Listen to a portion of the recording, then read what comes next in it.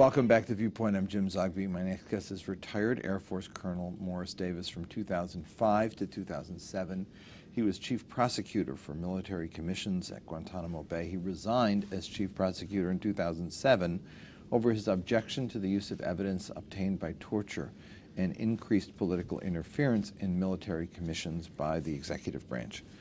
He's currently executive director and counsel for Crimes of War Education Project here in Washington, D.C., and he brought me the book, Crimes of War, which I will hold up if I can. It is from the group. Yes, it is. Thank you for joining us.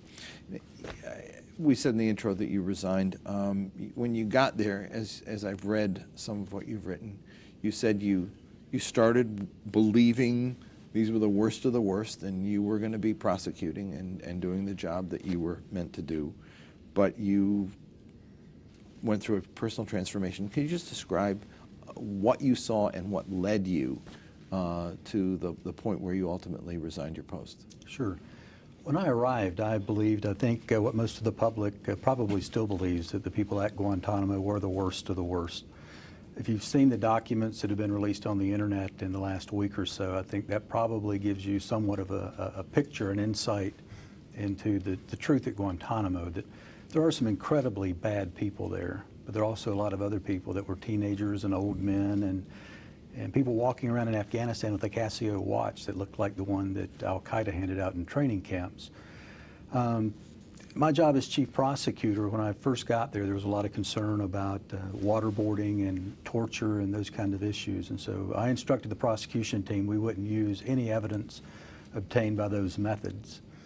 And for the first year that I was there, General John Altenberg was the convening authority, the person responsible for the commissions, and he supported that 100%.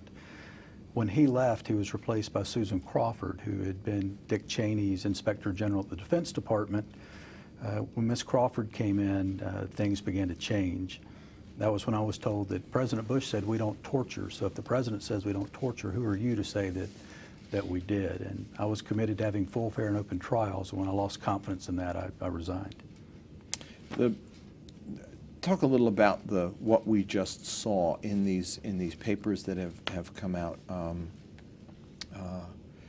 The worst of the worst. I believed it too. I think all of us did at first, at one point, whether we agreed with the process of putting them there or not. But 600 of them have been released over the years. Right. The population's down to 172, I believe, today, which fall into three categories. There's a group, the administration hadn't given an exact number, but about 30 they intend to prosecute. Now that they've flip-flopped on federal court, they're back to military commissions again. There's a group of 49 they intend to detain indefinitely without trial, and President Obama released an executive order recently that laid out procedures for that. And the remaining group are people that the U.S. would like to repatriate. The biggest segment of that are the Yemenis. The process of repatriation had begun when the Christmas Day '09 bombing attempt took place and was traced back to Yemen.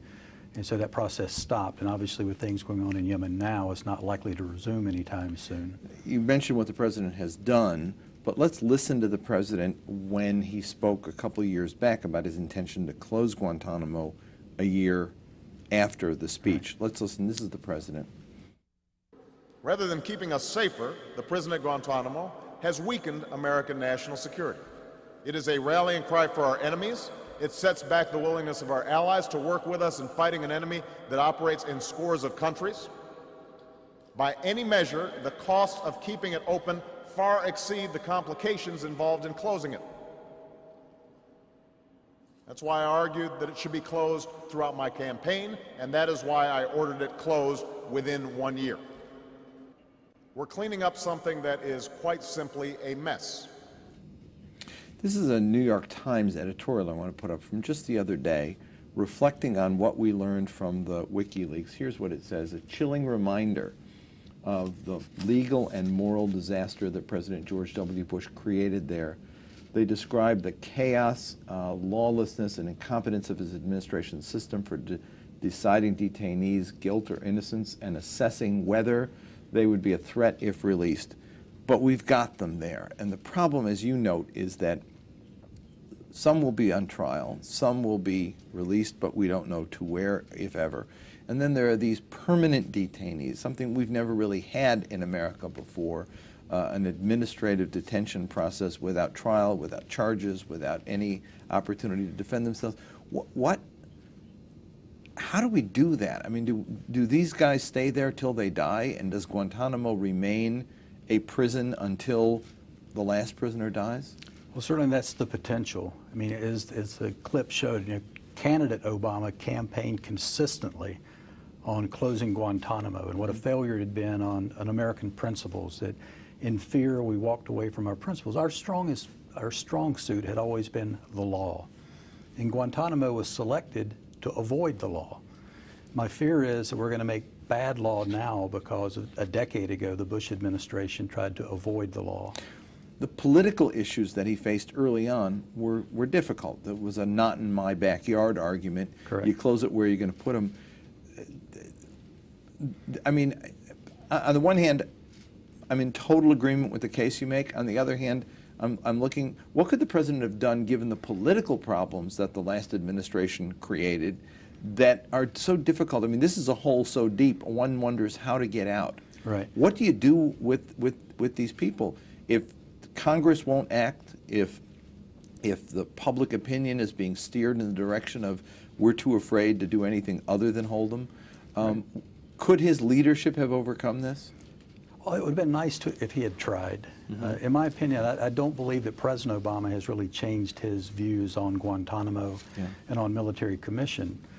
But I think after he got into office, you have to give credit to the other side. Dick Cheney, Liz Cheney did a very effective job of coming out on the offensive and putting the president on the defensive.